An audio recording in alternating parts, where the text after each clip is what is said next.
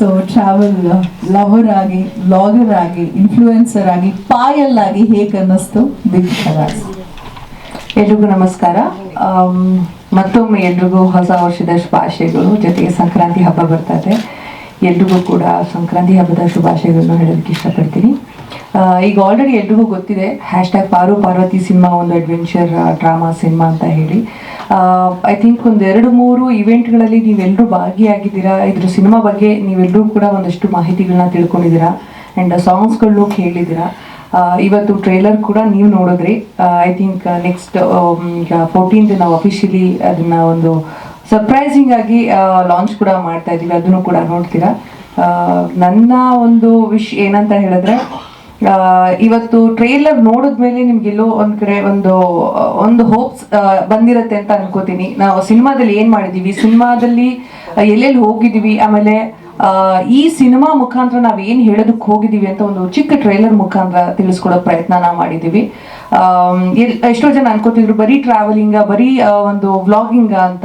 But trailer ಅಲ್ಲಿ ನೀವೆಲ್ಲ ನೋಡಿದಾಗ ಅನ್ಸುತ್ತೆ ಇದರಲ್ಲಿ ಫ್ಯಾಮಿಲಿ ಆಗಿರಬಹುದು, ಟ್ರಾವೆಲಿಂಗ್ ಆಗಿರ್ಬೋದು, ಅಥವಾ ಒಂದು ಎಮೋಷನ್ಸ್ ಆಗಿರ್ಬೋದು, ಪ್ರತಿಯೊಂದನ್ನು ಮಿಕ್ಸ್ ಆಗೇನೆ ಈ ಸಿನಿಮಾ ಒಂದು ಮೂಡ್ ಬಂದಿದೆ. ಡೈರೆಕ್ಟರ್ ಅವಾಗಲೇ ಎಷ್ಟೋ ವಿಚಾರಗಳನ್ನ ಹೇಳಿದ್ರು, ಯಾವ್ಯಾವ ರೀತಿ ನಾವು ಟೆಕ್ನಿಕಲಿ ಮತ್ತೆ ಹೊರಗಡೆ ನಾವು ಟ್ರಾವೆಲ್ ಮಾಡಬೇಕಾದ್ರೆ ಯಾವ್ಯಾವ ರೀತಿ ನಾವು ಏನೋ ಕಷ್ಟಗಳನ್ನ ಫೇಸ್ ಮಾಡಬೇಕಾಯ್ತು ಅಂತ. ಎಸ್, ಎಲ್ಲ ಆಯ್ತು. ಈಗ ಕಷ್ಟ ಎಲ್ಲಾನು ಫೇಸ್ ಮಾಡಾಯ್ತು. ನಾವೀಗ ಅಂತಿಮ ಘಟ್ಟಕ್ಕೆ ಬಂದಿದ್ದೀವಿ ಅಂತ ಹೇಳ್ಬೋದು. ಆ ಕಷ್ಟನೆಲ್ಲ ಮರ್ಸೋದಕ್ಕೆ ಒಂದು ಸುದಿನ ಅಂತ ಬರುತ್ತೆ. ಅದೇ ದಿನ ನಮ್ಗೆ ಈ ಜನವರಿ 31 ನಮ್ಮ ಸಿನಿಮಾ ರಿಲೀಸ್ ಆಗ್ತಾ ಇದೆ. ಇವತ್ತು ನಮ್ಮ ಸ್ಪೆಷಲ್ ಕ್ಯಾರೆಕ್ಟರ್ ಆಗಿರುವಂತಹ ಕಾರ್ನ ಕೂಡ ನಿಮ್ಮೆಲ್ರಿಗೂ ಇಂಟ್ರೊಡ್ಯೂಸ್ ಮಾಡಿಸಿದೀವಿ. ಅಂಡ್ ಹೋಪ್ ನಿಮ್ಮೆಲ್ರಿಗೂ ಟ್ರೇಲರ್ ಇಷ್ಟ ಆಗಿದೆ ಅಂತ ಅನ್ಕೋತೀನಿ. ಸಿನಿಮಾ ಕೂಡ ಇಷ್ಟ ಆಗುತ್ತೆ ಅಂತ ಭಾವಿಸ್ತೀನಿ. ನಿಮ್ಮೆಲ್ಲರ ಸಪೋರ್ಟ್ ಮತ್ತೆ ಆಶೀರ್ವಾದ ಆಸ್ ಯೂಶುವಲ್ ನಮ್ಮ ಮೇಲಿರ್ಲಿ ಅಂಡ್ ನಮ್ಮ ಜೊತೆ ಇರ್ಲಿ ಅಂತ ಕೇಳ್ಕೊಳ್ತೀನಿ. Thank you. ಖಂಡಿತ ಇಲ್ಲ ಸರ್. ಯಾಕೆಂದ್ರೆ ಒಂದು ಸಿನಿಮಾ ಅಂತ ಅಂದ್ರೆ ಆಬ್ವಿಯಸ್ಲಿ ಎಷ್ಟೋ ದೊಡ್ಡ ಸಿನಿಮಾಗಳೇ ತುಂಬಾ ಲೇಟ್ ಆಗಿ ಬರುತ್ತೆ. ಎಷ್ಟೋ ವರ್ಷಗಳಾದ್ಮೇಲೆ ಬರುವಂತ ಸಾಧ್ಯತೆಗಳಿರುತ್ತೆ. ನಾನು ಅಂಥದ್ರಲ್ಲಿ ಈ ಸಿನಿಮಾ ಇಂಡಸ್ಟ್ರಿಯಲ್ಲಿ ಇರುವಂತ ಒಂದು ಏನೋ ತುಂಬಾ ಯಂಗ್ ಇದೆ ಅಂತ ಹೇಳ್ಬೋದು. ಸೊ ನನಗೆ ಯಾವುದೇ ರೀತಿ ಬೇಜಾರಿಲ್ಲ. ಯಾಕೆಂದ್ರೆ ಎಂತ ದೊಡ್ಡವ್ರೆ ಅಷ್ಟು ಪೇಷನ್ಸ್ ಇಂದ ಕಾಯ್ಬೇಕಾದ್ರೆ ನಾವು ಅವ್ರ ಮುಂದೆ ಎಲ್ಲ ನಿಜವಾಗ್ಲೂ ಏನಿಲ್ಲ. ನಿಜವಾಗ್ಲೂ ಆ ಥರ ಬೇಜಾರು ಏನಿಲ್ಲ. ಇನ್ನ ಇವತ್ತು ಆ ಖುಷಿ ಜಾಸ್ತಿನೇ ಇದೆ. 2 ವರ್ಷ ಅಲ್ಲ 10 ವರ್ಷ ಬಿಟ್ಟು ಬಂದ್ರು ಆ ಸಿನಿಮಾ ಬಗ್ಗೆ ನಾವು ಮಾಡಿರುವಂತಹ ಕಷ್ಟ ಅಥವಾ ನಾವು ಪಟ್ಟಿರುವಂತಹ ಪ್ರತಿ ಒಂದು ಎಫರ್ಟ್ ನಮ್ಗೆ ಇವತ್ತು ನೆನಪಾಗುತ್ತೆ. ಸೊ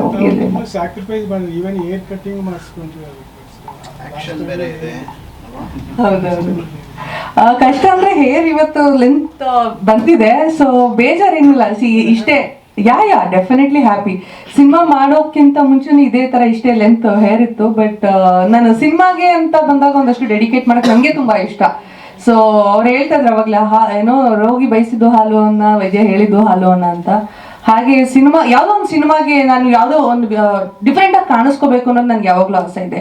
ಬರೀ ಈ ಸಿನಿಮಾಗೆ ಅಂತಲ್ಲ, ಮುಂದಿನ ದಿನಗಳಲ್ಲೂ ಕೂಡ ಅದಕ್ಕೆ ಬೇಕಾದಂತಹ ಏನೇ ಅದಕ್ಕೆ ಡೆಡಿಕೇಟ್ ಮಾಡ್ಬೇಕಾಗಿದ್ರು ಕೂಡ ನಾನು ಮಾಡೋದಕ್ಕೆ ರೆಡಿ ಇದ್ದೀನಿ. ಹೌದೌದು. ಬಟ್ ನಾನು ಅವ್ರಿಗೆ ಗೊತ್ತು ಮತ್ತೆ ಹೇರ್ ಬಂದೇ ಬರುತ್ತೆ ಅಂತ. ಬಟ್ ಅವ್ರಿಗೆ ಸ್ವಲ್ಪ ದಿನ ನೋಡಕ್ ಒಂಥರ ಆಗ್ತಾ ಇತ್ತು. So she is my always first ನನಗೆ ಕ್ರಿಟಿಕ್ ಕೊಡೋದೆ ಅವರು. ಹೇಳಿದ್ರು. ಬಟ್ ಇವತ್ತು ಕೂಡ ಅವರು ಸಿನಿಮಾ ನೋಡಿದಾಗ, ಟ್ರೈಲರ್ ನೋಡಿದಾಗ, ಪೋಸ್ಟರ್ ನೋಡಿದಾಗ ಅವರು ಕೂಡ ಖುಷಿಯಾಗಿದ್ದಾರೆ. ಸೊ ಅವ್ರಿಗೆ ಗೊತ್ತು, ಅಮ್ಮ ಅಲ್ವಾ, ಅಮ್ಮನ ಕ್ಯಾರೆಕ್ಟರ್ ನಾವು ಪ್ಲೇ ಮಾಡ್ತಾ ಇರ್ತಾರೆ ಮನೇಲಾಗ್ಲಿ ಹೊರಗಡೆ ಆಗ್ಲಿ. So that is all about that. ಸಿನಿಮಾದಲ್ಲಿ ಚೆನ್ನಾಗಿ ಕಾಣಿಸುತ್ತೆ. ನನಗೆ ಆಕ್ಚುಲಿ ಈಗ ನಾನು ಶಾರ್ಟ್ ಹೇರ್ನ ಮಿಸ್ ಮಾಡ್ಕೋತಾ ಇದ್ದೀನಿ, ಟು ಬಿ ಆನೆಸ್ಟ್. ಎಷ್ಟೋ ಜನ ಹೇಳಿರೋದುಂಟು, ನಿಮ್ಗೆ ಶಾರ್ಟ್ ಹೇರ್ ಚೆನ್ನಾಗಿ ಕಾಣಿಸ್ತಾ ಇತ್ತು ಅಂತ. ಆಕ್ಚುಲಿ ಅವಾಗ ತುಂಬಾ ಹೇರ್ ಸ್ಟೈಲ್ ಮಾಡೋ ಅಗತ್ಯ ಇರಲಿಲ್ಲ. ಇವತ್ತೇ ಆಕ್ಚುಲಿ ಬರ್ಬೇಕು ಅನ್ನೋ 1 hour ಲೇಟ್ ಆಗಿ ಬರ್ಬೇಕಾಗುತ್ತೆ. ಯಾಕಂದ್ರೆ ಇದ್ರ ಬಗ್ಗೆ ಇವತ್ತು ಏನು ಹೇರ್ ಸ್ಟೈಲ್ ಮಾಡ್ಕೊಳ್ಳಿ, ಇವತ್ತು ಹೆಂಗ್ ಕಾಣಿಸ್ಕೊಳ್ಳಿ ಅನ್ನೋದು ಸ್ವಲ್ಪ ಕಷ್ಟದ ವಿಚಾರನೇ. ನನ್ನ ಕೂಡ ಅದೇ ಚೆನ್ನಾಗಿದೆ. And yes sir, definitely. ನಾನು ಅವಾಗ ಸರ್ಗೆ ಫಸ್ಟಿಂದನೂ ಸ್ವಲ್ಪ ಪೀಠಿಗೆನೆ ಹಾಕ್ತಾ ಇದ್ದೀನಿ ಅಂತ ಹೇಳ್ಬೋದು. ಅಲ್ಲ, 2.5 ವರ್ಷ ಆಗಿದೆ. ಅದ್ರ ಜೊತೆ ಒಂದು ಬಾಂಡಿಂಗ್ ಬೆಳೆದಿದೆ. ಸೊ ಕಾರ್ ನನಗೆ ಸರ್ ಗಿಫ್ಟ್ ಆಗಿ ಕೊಡಿ ಸರ್. ನಾನು ಇಲ್ಲಿ ಓಪನ್ ಆಗಿ ಕೇಳ್ತೀನಿ, ಗಿಫ್ಟ್ ಆಗಿ ಕೊಡಿ ಸರ್. ರೆಕಾರ್ಡೆಡ್. ಆಕ್ಚುಲಿ ಆ ಕಾರ್ನ ಸಿನಿಮಾಗೆ ಇನ್ಕ್ಲೂಡ್ ಮಾಡ್ಕೋಬೇಕಾದ್ರೆ ಆ ಕಾರು ಇವ್ರ ಹತ್ರನೇ ಇರುತ್ತೆ ಅಂತ ಗ್ಯಾರಂಟಿ ಇರಲಿಲ್ಲ. ಸಿನಿಮಾ ಹೋಗ್ತಾ ಆ ಕಾರ್ ಅವರೇ ಓನ್ ಮಾಡಿಕೊಂಡ್ರು. ಸೊ ಈಗ ಸಿನಿಮಾ ಹೋಗ್ತಾ ನನಗೆ ಕೊಡಿ ಅಂತ ಕೇಳೋದ್ರಲ್ಲಿ ನಂದೇನು ತಪ್ಪಿಲ್ಲ ಅಂತ ಅನ್ಕೋತೀನಿ. So it's a request. Sir ಕೊಟ್ಟರೆ ನಂಗೆ ತುಂಬ ಖುಷಿ ಆಗುತ್ತೆ. ನನಗೊಂದು ಮೆಮೊರಿಯಾಗಿ ಇಟ್ಕೊಳ್ಳೋಕ್ಕೆ ಇಷ್ಟ. ಆಕ್ಚುಲಿ ನಂಗೆ ಮೆಮೊರೀಸ್ನ ಕಲೆಕ್ಟ್ ಮಾಡೋದಂದ್ರೆ ತುಂಬಾ ಇಷ್ಟ.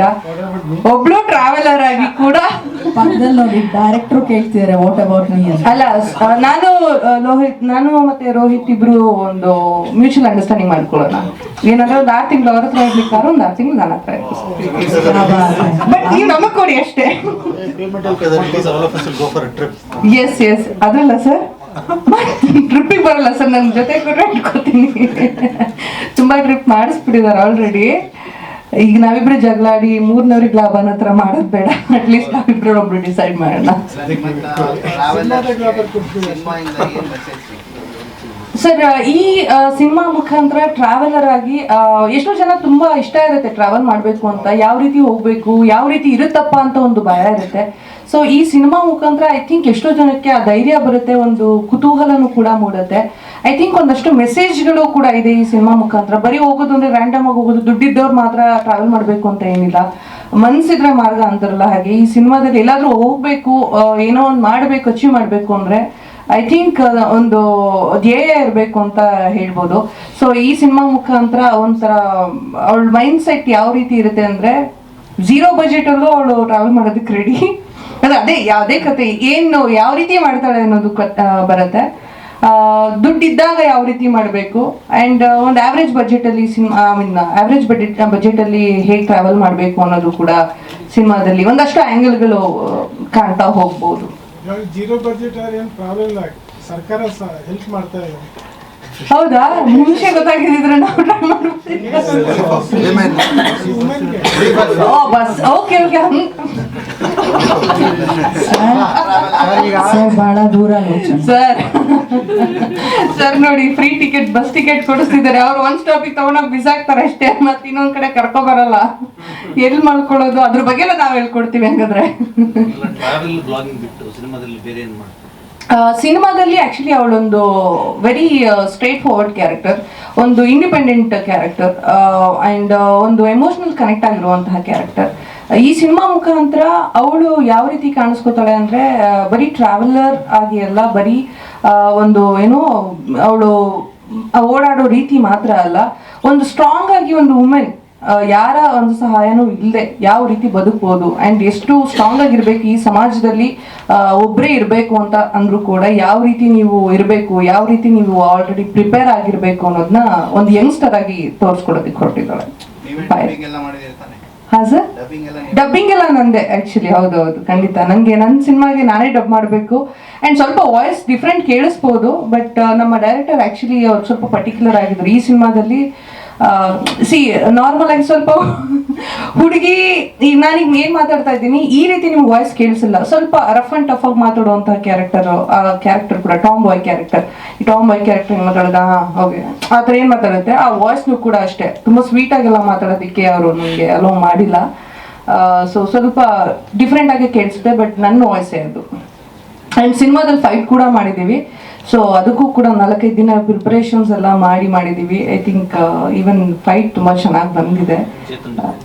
ಚೇತನ್ ಡಿಸೋಜ್ ಅವ್ರು ಮಾಡಿರೋದು. ಐ ಥಿಂಕ್ ಅವ್ರಿಗೂ ತುಂಬ ಖುಷಿ ಆಯಿತು ಈ ಸಿನಿಮಾದಲ್ಲಿ.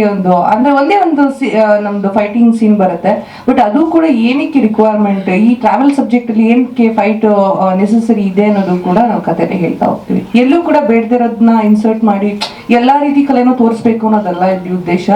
ಒಂದು ಟ್ರಾವೆಲರ್ ಅಥವಾ ಒಂದು ಈಗಿನ ಸೊಸೈಟಿಯಲ್ಲಿ ಒಂದು ಹುಡುಗಿ ಇರಬೇಕು ಅಂದರೆ, ಅಥವಾ ಅವಳು ಮಲ್ಟಿ ಟಾಸ್ಕಿಂಗ್ ಏನೇನು ಮಾಡ್ತಾಳೆ, ಯಾವ್ಯಾವ ರೀತಿ ಇರ್ತಾಳೆ ಅನ್ನೋದನ್ನ ತೋರಿಸ್ಕೊಡೋದಕ್ಕೆ ಕೊಟ್ಟಿದ್ದೀವಿ. ಆ್ಯಂಡ್ ಆಲ್ಸೋ ಎಮೋಷ್ನಲ್ ಡ್ರಾಮಾ ಇದೆ, ಫ್ಯಾಮಿಲಿ ಸೆಂಟಿಮೆಂಟ್ ಇದೆ, ಜಾಗಗಳನ್ನ ತುಂಬ ಚೆನ್ನಾಗಿ ತೋರಿಸಿದ್ದೀವಿ. ಆ್ಯಂಡ್ ಹೋಲಿ ಇದೊಂದು ಸಾಂಗ್ ಬರುತ್ತೆ, ಅದು ಕೂಡ ತುಂಬಾ ಚೆನ್ನಾಗಿದೆ. ಅದು ನನ್ನ ಫೇವ್ರೇಟ್ ಸಾಂಗ್ ಸಿನಿಮಾದಲ್ಲಿ. ಓವರ್ ಆಲ್ ಒಂಥರ ವಿಜುವಲ್ ಟ್ರೀಟ್ ಅಂತೂ ತುಂಬ ಚೆನ್ನಾಗಿದೆ ಅಂತ ಹೇಳ್ಬೋದು. ನಂದ ಆಯಲ್ ಅಂತ ಇಂಟ್ರೊಡ್ಯೂಸ್ ಮಾಡ್ಕೊಂಡಿದೀವಿ, ಸಿನಿಮಾ ನೋಡಿದ್ಮೇಲೆ ನಿಮ್ಗೆ ಗೊತ್ತಾಗುತ್ತೆ. ಅದು ಸಿನಿಮಾದಲ್ಲಿ ಅದಕ್ಕೆ ಅಂತಾನೆ ಒಂದು ಪ್ರಾಮುಖ್ಯತೆನ ಕೊಟ್ಟಿದ್ದಾರೆ. ಡೈರೆಕ್ಟರ್ ನಮ್ಗೆ ಹೇಳೋದಕ್ಕೆ ಎಲ್ಲೂ ಚಾನ್ಸ್ ಕೊಟ್ಟಿಲ್ಲ ಇದನ್ನ. ಸೊ ಸಿನಿಮಾ ಇಂಟರ್ವಲ್ ಬ್ಲಾಕ್ ಅಲ್ಲಿ ನಮ್ಗೆ ಗೊತ್ತಾಗುತ್ತೆ ಏನಕ್ಕೆ ಈ ಟೈಟಲ್ ಬಂದಿದೆ ಅಂತ. So that's gonna B surprise.